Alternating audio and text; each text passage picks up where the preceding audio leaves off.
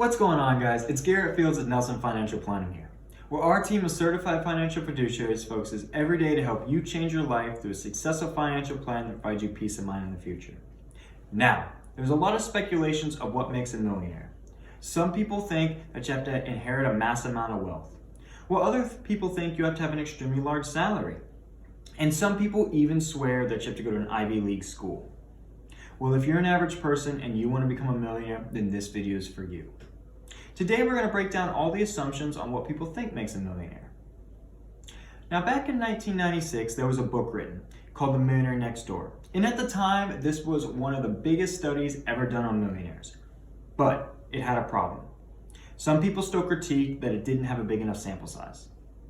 Well, fast forward 23 years to 2019. Chris Hogan has recreated the study, but this time he studied 10,000 different millionaires. He also published everything in his book, The Everyday Millionaire. Now today, we're going to go over the findings of both books and see what millionaires are really made of. First, let's take a look at what he discovered when it comes to inheriting money. He found that almost 3/4 of millennials and over half of the baby boomers believe that millionaires inherit their wealth. Well, the data says that this is false.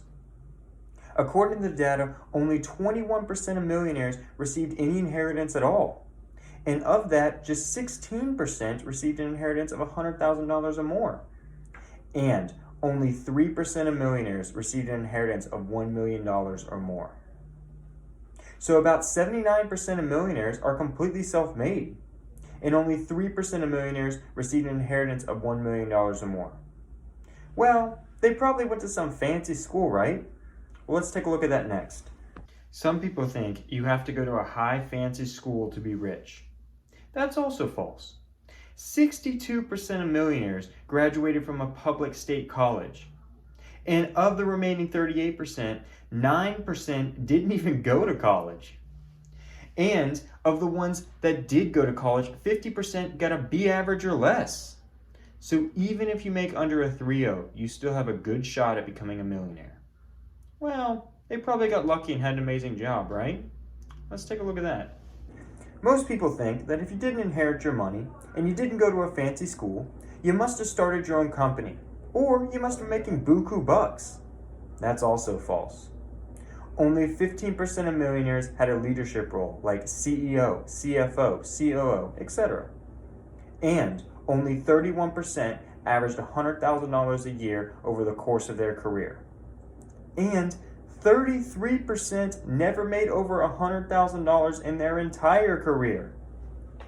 This means that 69% of millionaires had an average salary of $100,000 or less. And 1/3 of millionaires never made more than $100,000 a year. Henry Ford once said, "Whether you think you can or you think you can't, either way you're right." The final statistic that divides millionaires from non-millionaires is when asked one single question, 97% answered it the exact same. When asked, "Are you in control of your own destiny?" 97% of millionaires said yes. If you think you can, you'll make it happen. And if you have any questions or need a little bit of assistance along the way, me and the whole team at Nelson Financial Planning are here to help you every single step of the way.